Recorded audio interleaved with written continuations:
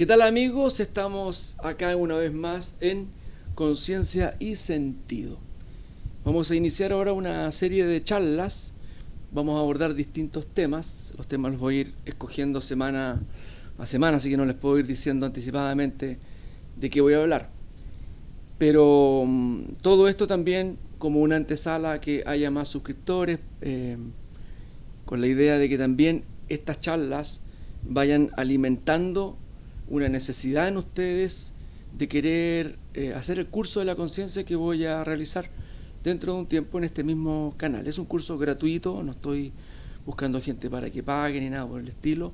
Simplemente lo que quiero es tener una interacción mayor con más gente, y que haya una suerte de actividad, a lo mejor preguntas, respuestas entre clase y clase, para que tenga una dinámica como son las clases que se hacen en vivo. Bueno, vamos a ver si eso se da. Si no, vamos a igual a seguir adelante. Hoy día voy a hablar, como siempre, dentro del marco de las enseñanzas de Jesús, no el Jesús religioso, no el Jesús de las iglesias, sino el Jesús que recibimos como testimonio de los escritos que hay, no solo en la Biblia, sino también en otros textos que fueron recogidos en el Mar Muerto. Se le llaman textos coptos, otros apócrifos, en fin. Hay una serie de información acerca de las enseñanzas que dejó este maestro que nos visitó hace como 2000 años atrás, un avatar que trajo una enseñanza muy específica que tiene que ver con el chakra cardíaco, con la zona del corazón. Ya vamos a ir entendiendo por qué cada zona del cuerpo representa una enseñanza distinta. Y también con las enseñanzas de Buda, no el Buda del budismo, no el Buda tibetano, ni el Buda hinduista, ni el Buda de Japón, ni de la China, no. El Buda como el maestro que se iluminó y que también enseñó en una escuela que él inició, la manera de salir del sufrimiento, entendiendo que los seres humanos teníamos una naturaleza sufriente y que había que encontrar el camino para salir de ese sufrimiento. Bueno, ambos coinciden en lo mismo. Jesús dice: vengo a salvar a la raza de Adán y Eva. A salvar significa que vengo a rescatarlo de algún lugar donde la raza está perdida en formas de vida, en formas de entendimiento que la hacen sufrir, la hacen enfermarse.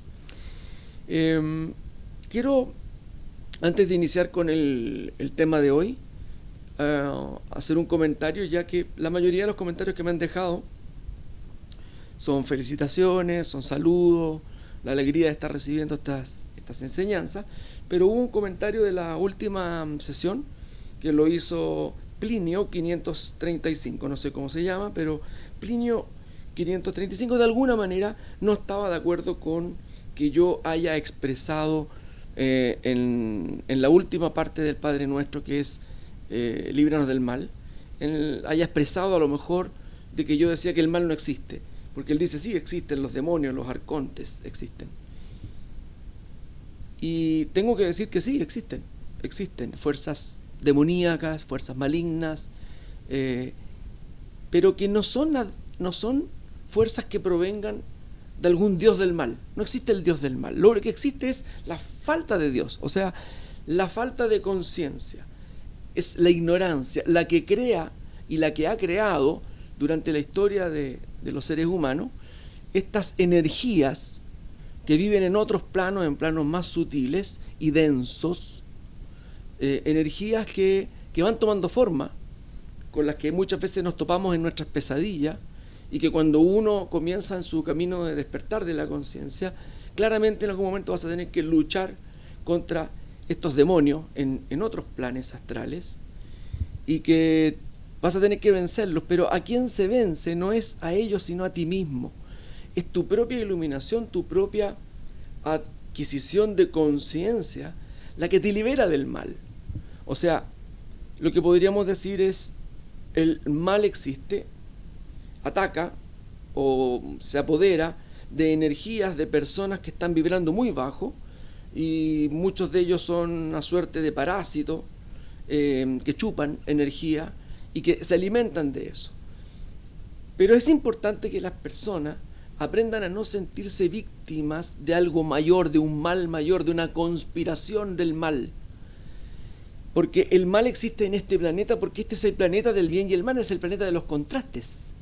No todos los planetas tienen este contraste donde habitan las dos energías. Pero mientras estamos en este planeta, tú puedes estar vibrando en una frecuencia baja, por lo tanto ser víctima de estas energías negativas, pero para liberarte de ellas, no es que hay que eliminar las energías negativas, no es que vamos a hacer una batalla y vamos a eliminar a todas las energías malas del planeta. Y si fuera así, la manera de hacerlo justamente no tiene que ver con una guerra en el mismo nivel del odio, en el mismo nivel de la sensación de intriga, sino que todo lo contrario, elevando tu conciencia y tu espíritu a una frecuencia mayor. Cuando te elevas a esa frecuencia mayor, ninguna energía negativa puede tocarte, ninguna. Estás libre de todo mal. Entonces, libéranos de todo mal, como habíamos dicho, tiene que ver con asísteme, ayúdame, inspírame para estar siempre atento a mis pensamientos, a mis palabras, a mis acciones y mis reacciones, para que no estén en baja frecuencia y al estar en alta frecuencia yo no tenga que interactuar con estas bajas energías, demonios, arcontes, como quieras llamarle. Bueno, el tema que vamos a ver hoy día es la depresión y tiene que ver con estas bajas energías, porque la depresión está ligada a una frecuencia muy baja de la existencia. La depresión la vamos a analizar desde el punto de vista de esta conciencia de Jesús y de Buda, entendiendo que la depresión llega en un momento determinado a tu vida. Quizás sea el momento que menos esperas que llegue, porque si en tu corazón sabes que este mundo está diseñado para que seas feliz, y la pregunta que uno se hace es por qué la mayoría de las personas que viven en este mundo no son felices. Y entonces vienen todas las respuestas. Por la desigualdad, porque unos tienen, otros no tienen, porque unos están enfermos, otros están sanos, en fin, por esos contrastes. Entonces justificamos que la felicidad se tiene que lograr a través de ir solucionando todos estos problemas de la enfermedad, de la desigualdad y qué sé yo. Y como nos vamos dando cuenta en la historia de la humanidad, la historia sigue siendo siempre la misma. O sea, muchas personas creen que el caos, entre comillas, que estamos viviendo hoy día o que somos testigos, de violencia, de gente mala, de robos, de lo peor de lo peor. Si tú empiezas a analizar la historia, te vas a dar cuenta que la historia siempre ha sido la misma. En la época de Jesús, en la época de Buda, se hablaba exactamente igual, y eso es que la realidad de la sociedad por la evolución tecnológica era muy distinta, pero no era distinto el discurso. Tú puedes leer discursos muy antiguos, incluso los antiguos filósofos de la Grecia, puedes leer cómo ellos se referían a un mundo donde el caos humano, ese factor humano que lleva al hombre a cometer atrocidades, y atrocidades que en la antigüedad ya saben que eran tremendas. O sea, ¿para qué hablar de, no sé, pues hasta la Iglesia Católica con esta quemada de brujas o esta persecución de brujas que los ponían en la hoguera, y cuántas torturas y cuántas locuras hicieron, y no solo la Iglesia, sino que los reyes, los reinos, en fin. Yo diría que hoy día la maldad está mucho más controlada de lo que era antes. Antes un pueblo invadía una ciudad y no se escapaba nadie. O sea, te mataban a sangre fría, violaban a las mujeres, tomaban lo que querían, en fin, las brutalidades eran tremendas. Si tú lees algunos discursos de principios de siglo, por ejemplo, de un poeta chileno, Vicente Huidobro, escribe un balance patriótico. No sé, lo pueden buscar por internet. Yo lo leí alguna vez, y lo que él describe como balance patriótico de lo que está viviendo la sociedad a principios del 1900 es como una foto de la sociedad actual. Una foto, o sea, lo mismo. Y te puedes ir a leer un montón de otras gente. No sé, el otro día leí algo de Jung, que también hacía una descripción lapidaria de la sociedad que se vivía en ese momento, estamos hablando de años 30, 40, el padre Hurtado hace un discurso a los jóvenes en Acción Católica y habla de los jóvenes perdidos de ese entonces, pero tú lo lees como si estuviera hablándole a nuestros hijos, a la generación de ahora.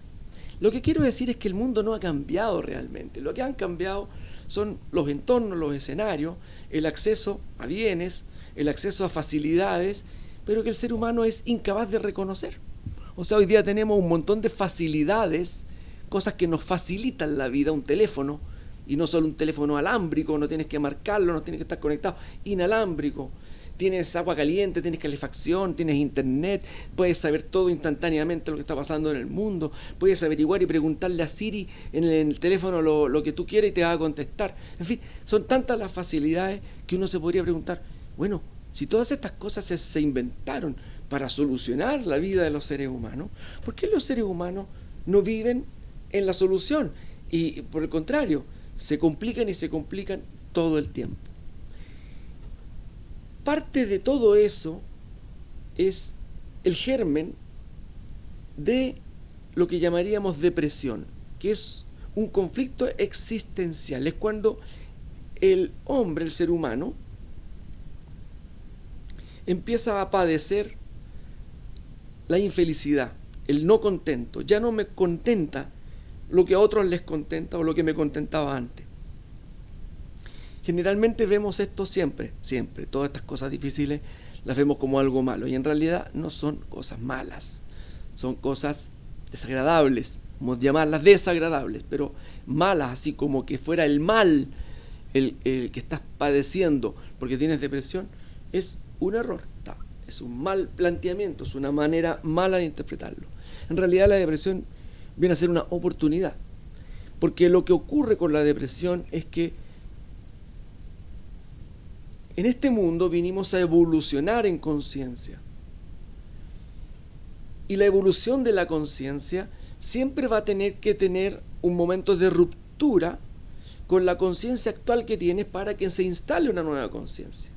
Por lo tanto, si de pronto las cosas que te hacen felices, que son cosas muy básicas, pero no te ayudan a desarrollarte, a desarrollar tu conciencia, tu conocimiento, lo que va a ocurrir es que tarde o temprano se va a producir un colapso interior, te vas a cuestionar la vida, te vas a cuestionar tu entorno, lo que otros hacen, en qué está el mundo, cómo se puede vivir así, y va a empezar a surgir esa depresión, pero surge como una oportunidad para hacerte cargo de todas las sombras que estás arrastrando. ¿Qué son las sombras? ¿Qué son esas zonas oscuras que estás arrastrando? Zonas que no están iluminadas. ¿Iluminadas por qué? Por la conciencia. Zonas que no entiendes. ¿De dónde surge la rabia, por ejemplo? ¿Por qué una persona puede tener rabia? Porque no entiende. La rabia es una forma de expresión emocional de algo que no estás entendiendo en la vida. Puedes tener rabia porque se muere alguien. Bueno, sí, pero si no entiendes que la muerte es algo natural, inherente al ser humano y que puede ocurrir en cualquier momento de la vida para un ser querido, lo que sea, cuando no aceptas eso, te viene la rabia, porque no entiendes a Dios, te puedes enojar con Dios, porque crees que Dios determinó que muriera esa persona, porque crees que Dios es alguien. O sea, todo forma parte de malos entendidos. Entonces, la depresión viene a ser una oportunidad para que tú rompas con esa estructura de conciencia en la que estabas viviendo y puedas pasar a un siguiente nivel. ¿Cuál es el problema con la depresión? Que si la persona no tiene las herramientas, que claramente en este mundo muy pocos padres, por no decir casi ninguno, ni los colegios, ni ni la mayoría de las charlas que vemos o que encontramos en internet nos dan una respuesta para ese camino de la evolución de la conciencia, que es lo que viene a responder por qué tengo que avanzar y por qué mi alma o algo que tengo dentro de mí está reclamando un cambio. O sea, ya no se satisface con cosas que antes uno se satisfacía fácilmente, y cosas por las que mucha gente en el mundo se siente completa y satisfecha. Solo que tú eres un individuo distinto al resto del mundo Ya no te estás contentando con lo que se contentan todos y surge esa incomodidad dentro de ti y algo en tu corazón te está llamando a un cambio. El problema con la depresión es que tú no seas capaz de hacer ese cambio porque no tienes la guía necesaria y porque crees que la depresión es una enfermedad. Por lo tanto, la tratas como una enfermedad física y no como una enfermedad espiritual. Podríamos llamarla así, una enfermedad espiritual. Tampoco es una enfermedad emocional. Si bien es cierto, la depresión están involucradas claramente las emociones y los pensamientos, es una enfermedad, entre comillas, espiritual. Es un duelo espiritual para pasar a un siguiente nivel. ¿Cuál es el problema con la depresión? Que te vuelves adicto a ella. La depresión se transforma, puede transformarse y en muchos casos se transforma en una adicción. ¿Cómo es esto? Estoy hablando de una adicción y no metafóricamente, no estoy hablando en metáforas, estoy hablando concretamente. Conocemos las adicciones al cigarrillo, a las drogas, al alcohol, al sexo, no sé, montones de adicciones, ¿cierto? ¿En qué consisten las adicciones, crees tú? ¿Qué es lo que es una adicción? ¿Qué hace que esa persona se vuelva adicta? Bueno, la respuesta es que todos los estados emocionales y mentales, y todos juntos ellos, tienen como consecuencia un estado químico del cuerpo. La felicidad tiene como consecuencia un estado químico del cuerpo. O sea, hay una serie de elementos dentro de tu cuerpo, neurotransmisores, hormonas y que se liberan y que en esa química tú te sientes contento. O algo te provoca esa química. Un exceso de adrenalina, por ejemplo, etc. Cuando un alcohólico se hace adicto al alcohol, es porque el alcohol viene a ser el catalizador. O sea, al ingerir el alcohol, el cuerpo revierte una cierta química. Y el alcohólico se hace adicto en realidad a la química que provoca el alcohol dentro del cuerpo. El drogadicto se hace adicto a esa química que provoca la droga o el cigarro o lo que sea. Bueno, un estado depresivo también tiene una química asociada, una cierta química que se libera con ciertos tipos de pensamientos, con ciertos tipos de acciones. O sea, el adicto al alcohol necesita tomar copete.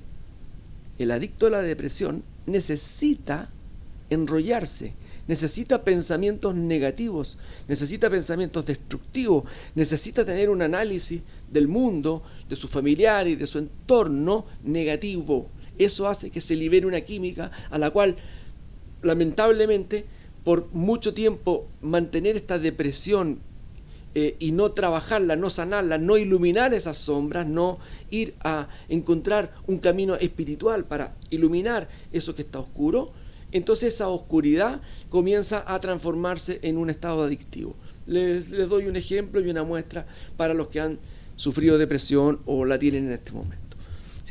Si tú sufres depresión y te invitan a un día de campo o a una fiesta con tus amigos, bueno, primero no vas a querer ir, algo en ti va a rechazar el estar con gente. Tú no quieres de alguna manera estar ahí, no quieres estar donde hay personas felices, pero bueno, si de alguna manera tus amigos logran sacarte y te llevan al campo, a la playa, y de pronto estás conectado con gente que lo estás pasando bien, y te liberas de esa química y realmente puedes comprobar que lo estás pasando bien, como cuando el alcohólico deja de tomar y está en un ambiente agradable, un ambiente que se siente bien. Pero como estás adicto, la adicción, esa química, lo que va a demandar en ti es a que te inyectes la droga, a que te tomes el copete, a que tengas pensamientos negativos. Así es, a que tengas pensamientos negativos, porque eso es la droga del depresivo. Pensamientos negativos, conversaciones negativas, victimización y una serie de otros rasgos que los podemos describir. Entonces, en esa fiesta, el adicto a la depresión va a encontrar la manera de salirse del ambiente, de ir al balcón, ir a caminar a la playa, encender un cigarro, qué sé yo, y empezar a enrollarse, empezar a meterse mala onda para adentro. Entonces la química del cuerpo vuelve. Y en ese estado se encuentra el depresivo. Las soluciones que te propone la sociedad para lidiar con la depresión son químicos que contrarrestan el estado depresivo. El problema es que te haces adicto a otros químicos sin solucionar el problema que te tiene depresivo. El problema de los químicos, o sea, las pastillas antidepresivas, es que al tomártelas y al sentirte bien, no haces lo que tienes que hacer, que son eliminar tus sombras porque no las ves. La depresión lo que hace es mostrarte tus sombras, ponerte en una posición donde decir, ya basta, necesito salir de esta situación y hacer un trabajo para eso. Voy a explicar algunos trabajos que son válidos para iniciar un camino de sanación de la depresión. Pero esos remedios, esas pastillas que te receta el psiquiatra, que son buenas para ciertos momentos de crisis que te tocó vivir, pérdida de alguien, alguna situación compleja, que en ciertos momentos te ayudan a pasar una etapa, tú no puedes depender de ello por siempre, porque si no vas a estar siempre en un stand-by en la evolución de tu conciencia. O sea, aspectos tuyos que necesitan despertarse, entendimientos tuyos que necesitan despertarse para entender la vida desde otro punto de vista, van a estar siempre stand-by, o sea, parados, detenidos, no vas a avanzar. El otro antidepresivo que se usa mucho para la depresión y que también te impide evolucionar, aquí se van a enojar los que fuman marihuana, pero es así, la marihuana es un antidepresivo y mucha gente usa la marihuana para sentirse bien, para contrarrestar este estado de ánimo desagradable que genera el estado depresivo, que a veces es con enojo, con rabia, con actitudes violentas. Entonces la marihuana te apacigua y te pone en un estado nuevamente stand-by. Claro, eres una buena persona, en ese momento no te sientes mal, tampoco estás dañando mucho a los demás, pero no creces.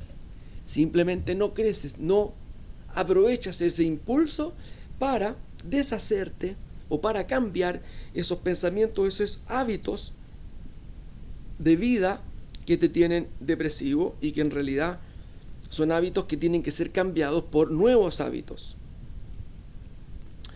Otro tema complejo con la depresión es el que todavía algunas personas, por ignorancia creo yo, siguen hablando de depresión endógena, o sea, es una depresión adquirida por los genes. O sea, yo soy depresivo porque mi papá o mi mamá o mi abuelo fue depresivo. Quiero recordarles, y si no lo sabían, quiero señalarles que en los años 90 empezó el estudio del genoma humano. Se demoraron muchísimo en descifrar todo el genoma humano. Mientras esto estaba sucediendo, que estaban descifrando qué es lo que había dentro de los genes humanos, cómo estaba conformado el genoma, había muchísimas esperanzas porque se iba a encontrar la solución a muchísimas enfermedades. La diabetes endógena, la hipertensión endógena, la cirrosis endógena, o la no sé qué, todas las enfermedades, los lupus o qué sé yo, incluso enfermedades autoinmunes, y entre ellos la depresión. O sea, todas aquellas enfermedades donde los médicos habían constatado que esta persona tenía cáncer endógeno porque tenía antepasados con cáncer, tenía, qué sé yo, esa conclusión a la que habían llegado muchos médicos al estudiar el árbol familiar. Habían puesto la esperanza que al analizar el genoma humano iban a descubrir, este es el gen de la depresión. Por lo tanto, vamos a mutar este gen y esa persona se va a sanar de la depresión, se va a sanar de la diabetes endógena, se va a sanar de todas estas enfermedades. ¿Qué ocurrió? ¿Qué ocurrió al decodificar el genoma humano? No había genes portadores de tales enfermedades. No había. Por lo tanto, no es un factor genético propiamente tal desde el punto de vista que haya un gen que transmita la depresión o que transmita la diabetes. Lo que sí hay dentro de la genética es una transmisión de factores que te inclinan a una cierta forma de pensar o de actuar o de vivir. Son dicho de otra manera, como factores culturales del medio ambiente, formas muy estrictas de ser de los padres, qué sé yo, formas de victimización de otros, etcétera. Esas formas de tomarte la vida, de comprender la vida, las asimilas tú y creas patrones similares que provocan enfermedades similares a las que tenían tus abuelos o tus antepasados. Pero no hay un gen, hay una conducta que se repite. Quizás hay una genética que hace que tú tengas una tendencia, pero no es infalible esa genética, porque puedes encontrar en una familia varios hermanos criados exactamente igual por los mismos padres que obtuvieron exactamente lo mismo y son totalmente distintos unos de otros. Y unos no se enfermaron o no fueron depresivos y otros fueron depresivos. Unos vivieron la experiencia, no sé, dolorosa de la pérdida de un familiar o de una actitud negativa de un padre, y unos de los hijos se tomaron eso tan a pecho y hicieron de eso una manera de vivir, sintiéndose desafortunado, sintiéndose víctima, etcétera. Y el hermano que vivió la misma situación lo ve de otro punto de vista y no tiene ningún rollo con el padre ni con lo que hizo. Esto nos demuestra que la variedad de maneras en que nos tomamos la vida distintas personas es porque todos somos individuos, somos seres individuales. Lo difícil de entender todo lo que yo estoy diciendo es que todo esto requiere un panorama más amplio, un contexto, un panorama donde yo pueda entender por qué las almas somos todos distintos, por qué vinimos y a qué vinimos a este mundo. Y eso lo voy a ir revelando en el curso de la conciencia. El curso de la conciencia es lo que va a ayudarnos a tener un mapa conceptual grande para entender esto que estoy hablando ahora, que son estos viajes álmicos y las razones de ser de uno y de otro. Ninguna persona realmente es víctima de sus padres, aunque haya sido criado por padres malignos. En realidad, los padres malignos pueden crear tanto una persona débil como una persona fuerte. Y una persona fuerte con capacidades increíbles. Muchos muchachos, mucha gente, muchos adultos, muchos grandes personajes de la historia del mundo han sido criados en ambientes tremendamente desfavorables. Sin embargo, se superaron y salieron adelante. Y no porque el Estado, ni porque ni porque este otro los subsidió no, porque ellos pudieron hacerlo. Ellos. Tú puedes sanarte, tú debes aprender a sanarte. Es tu responsabilidad salir de la depresión, es tu responsabilidad enfrentarte a esos demonios. Por último, vamos a ver cuáles son esos demonios que se enfrentan en la depresión, a los cuales tenemos que enfrentarnos, que son esas sombras. Primero son situaciones que, cuando hablamos de sombras, son situaciones que no entendemos respecto a la vida. Por lo tanto, se requiere una enseñanza para entender este viaje que estamos haciendo en la Tierra. Pero, ¿a qué te lleva eso? A tener una serie de emociones negativas, rabia, pena, culpa, dolor, irritabilidad, pensamientos suicidas, y todas esas emociones que están acá se expresan ¿a través de qué? A través de los pensamientos que tienes. Y esos pensamientos se expresan a través de las palabras. Y esos pensamientos y palabras se expresan a través de acciones y reacciones. Entonces, para sanarse de la depresión, lo que hay que hacer es dejar de tomar pensamientos negativos o de inyectarse esa droga que te genera ese estado químico. Dejar de tener pensamientos negativos. Muchas personas creen que la manera de dejar de tener pensamientos negativos es teniendo pensamientos positivos. Craso error. El pensamiento positivo no elimina el pensamiento negativo, lo reemplaza pero por un rato, pero reemplaza el pensamiento, pero la emoción negativa sigue estando adentro. Entonces por eso resulta que muchas personas que dicen piensa positivo, y las personas que están negativas se ponen a pensar positivo y les sigue yendo como la mona. Siguen pasándole cosas terribles. Las cosas no le funcionan. ¿Por qué? Porque es lo mismo que si tú tuvieras un jardín lleno de maleza y llegaras con unas flores y plantaras unas rosas entre medio de las malezas. Finalmente esas rosas no se van a lucir, no se van a distinguir y tampoco van a crecer. Ustedes saben que las malezas son mucho más poderosas y de rápido crecimiento que el resto de las flores. Entonces lo que hay que hacer es desmalezar. Primero sacar la maleza. El pensamiento positivo va a surgir de manera espontánea en un jardín donde no hay maleza, en una mente donde no hay pensamiento negativo. Por lo tanto, la primera pregunta que te tienes que hacer es: ¿por qué estoy pensando en negativo? ¿Por qué siempre estoy esperando lo peor? ¿Por qué siempre veo lo malo en las demás personas?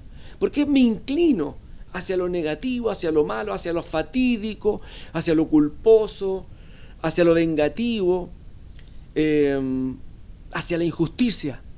Todos esos pensamientos inclinados hacia toda esta lista de emociones negativas te mantienen en esa química. Tú tienes que dejar de pensar negativo, y para eso tienes que aprender algo que vamos a aprender en el curso de la conciencia, que es cómo controlo mis pensamientos, porque mis pensamientos son una herramienta, es algo que se me dio para que yo pueda vivir con mayor facilidad, pero no soy yo el que piensa o el de los pensamientos. El yo o el ser espiritual, el que está en el corazón de Jesús, el del que habla Buda, el ser esencial, el soy que habita dentro de nosotros, que es nuestra gran conciencia, está por sobre los pensamientos, por sobre el pensamiento.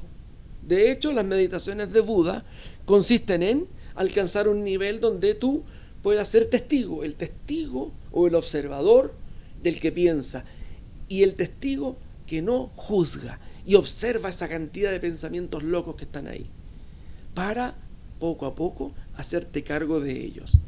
¿Qué decía Jesús al respecto de lo negativo? Fíjense que los judíos tenían tienen hasta el día de hoy los judíos, una serie de normas y reglas para no contaminarse, o sea, para tener una vida pulcra, de no contaminación. O sea, cuando las mujeres tienen la regla tienen que separarse, tú no puedes tocar a una mujer que tenga la regla, un vaso que está sucio o que no ha sido lavado, en fin, una cantidad de cosas, porque si haces eso te vas a contaminar. O sea, y contaminar significa te vas a traer el mal a tu vida. Bueno, Jesús, estando sentado en una mesa con gente, le dicen: oye, no comas de ese plato, ni me acuerdo lo que decía. Pero algo estaba haciendo Jesús que para los judíos en la mesa era: te estás contaminando. Porque estaba comiendo algo que contaminaba. Bueno, y Jesús les dice: no es lo que entra a la boca lo que contamina al hombre. No es lo que comes ni lo que haces lo que te contamina. Lo que te contamina es lo que sale de tu boca. O sea, son tus palabras que vienen de tus pensamientos, que vienen de tus emociones. Porque lo que sale de tu boca revela lo que abunda en tu corazón. Lo que estás pensando negativamente revela lo que abunda en tu corazón. ¿Y qué es lo que abunda en tu corazón? Una inclinación hacia lo positivo, hacia el amor, hacia la solución, hacia las respuestas, hacia la ayuda a otras personas, hacia la convivencia, hacia el nosotros. O lo que abunda en tu corazón es hacia lo negativo, lo que tú quieres que otros hagan, lo que otros dijeron, el mundo que está mal, lo no sé cuantito, esa crítica, ese apuntar con el dedo. Si eso es lo que abunda en tu corazón, entonces de ahí es donde sale todo el mal. Jesús llega a decir que de ahí incluso salen todas las sediciones, los abusos, los pedófilos, en fin, todas las locuras que puedas creer que hay en el mundo salen del corazón del hombre, que está contaminado. Otro punto que es interesante analizar de la depresión es que el depresivo es un egoico. Quizás te sorprenda lo que estoy diciendo, porque para ti una persona egocéntrica es un tipo contrario al depresivo. O sea, el egocéntrico es el fantoche, el ganador, el déspota, el jefe que no piensa en los demás, el que tiene todo. Y ese es el egoísta, el egoico o el egocéntrico. Un depresivo es igualmente egocéntrico que ese que acabamos de definir, porque el depresivo piensa solo en sí. Él cree que porque está encerrado en su cuarto, encerrado en sí mismo, no está dañando a sus padres, a su madre, a sus hijos, madres que se encierran en la depresión y no quieren salir, y teniendo los hijos afuera, y dicen que lo que más aman son a sus hijos, pero bueno, son egoicos, se encierran en el yo, por eso todo lo apuntan con el dedo y desde yo, él hizo esto, eso hace, me quitaron, no me dieron, yo no esto, todo es yo. Por eso que uno de los remedios que se les receta espiritualmente a las personas que sufren de depresión es: anda a trabajar en servicio de otras personas. ¿Quieres una terapia buena? Anda y inscríbete en el Hogar de Cristo, en la Fundación Las Rosas, en la Cruz Roja, en Rescate Canino, en cualquier cosa que sea pensar en los demás y no en ti, en ayudar a los demás, y haz ese trabajo todos los días. Empieza a enfrentarte a un voluntariado y vas a ver cómo tu depresión también va a comenzar a cambiar, porque ya no vas a estar centrado en el yo. Pero ese centramiento en el yo tiene como consecuencia una serie de pensamientos, acciones, reacciones y palabras que tienes que vigilar con tu conciencia, con esa conciencia superior, el vigilante que tiene Buda por sobre sí mismo, para ir erradicándolo. Pero ¿qué es lo que tienes que erradicar primero? Los pensamientos. Tú dirás: no, pues, si los pensamientos son una consecuencia de las emociones, entonces lo que hay que erradicar son las emociones. No puedes erradicar las emociones, porque las emociones están en un lugar donde no tienes acceso. Tú sientes rabia, pero no sabes de dónde viene esa rabia. Tú sientes una serie de cosas negativas, pero no sabes de dónde vienen. Es difícil trabajar con la emoción, es muy difícil. Lo que tienes que trabajar es con lo que expresa la emoción. ¿Por qué? Porque lo que expresa la emoción, que es un pensamiento, una palabra, una acción, es a su vez el alimento de la emoción. Por lo tanto, cuando tú expresas pensamientos negativos, estás alimentando esa emoción de rabia o de culpa o qué sé yo. Entonces empiezas con los pensamientos de culpa, se alimenta la culpa y la culpa crece, y ahí estás, sintiéndote culposo por todo. Y lo que no sabes es que con cada pensamiento estás alimentando esa emoción, estás derramando esa química y todo lo demás. Entonces, ¿cuál es la solución? Deja de alimentar la emoción. Deja de pensar negativo, controla tus pensamientos, deja de pensar negativo y vas a ver cómo esa emoción empieza a adelgazar.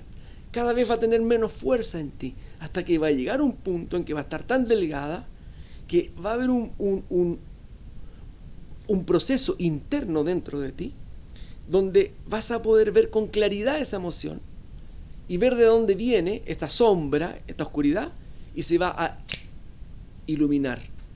Se va a iluminar y va a desaparecer la emoción, se va a sanar. Pero no la puedes sanar si está gorda y robusta y está demandando todo el tiempo de ti más pensamientos para que sigan alimentándola. Entonces, no se trabaja con la emoción, sino que se trabaja con el efecto de la emoción, y al trabajar con el efecto de la emoción, le quitas poder a la emoción, le quitas alimento, finalmente la emoción decrece y la liberas. De esa manera se va sanando la depresión. La depresión es una oportunidad para que hagas cambios importantes en tu vida, para que cambies, para que puedas entrar en un nuevo nivel de conciencia. La depresión es una oportunidad para que te deshagas de las sombras que tenías en el pasado y que no las veías, pero que están ahí y que tienes que sanarlas. Hasta aquí vamos a dejar el capítulo orientado a reflexionar en torno a la depresión. Una reflexión. No soy médico, no soy psiquiatra, no soy psicólogo, soy un libre pensador y trabajo en el campo de la expansión de la conciencia, y quiero que tú tengas más conciencia. Por eso estás invitado a seguir los capítulos de Conciencia y Sentido, este canal donde vamos a estar hablando de todos estos temas, para que ojalá te vayan haciendo algunos clics y vayas pudiendo activar esos cambios que se hacen tan necesarios en el mundo de hoy. Próxima semana nos encontramos, el próximo lunes, con un nuevo tema a tratar. Nos vemos.